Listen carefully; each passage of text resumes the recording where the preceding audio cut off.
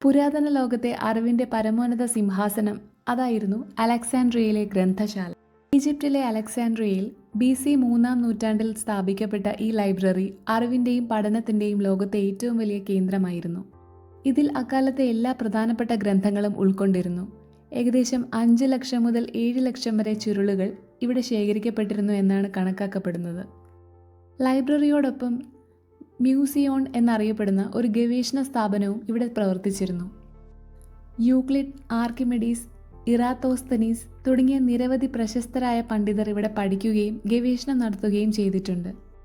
നിർഭാഗ്യവശാൽ ഈ ഗ്രന്ഥശാല വിവിധ ആക്രമണങ്ങളിലൂടെയും തീപിടുത്തങ്ങളിലൂടെയും ക്രമേണ നശിച്ചുപോയി. എങ്കിലും മാനവരാശിയുടെ ചരിത്രത്തിലെ ഏറ്റവും വലിയ വിജ്ഞാന കേന്ദ്രങ്ങളിലൊന്നായി ഇത് ഇന്നും നിലനിൽക്കുന്നു.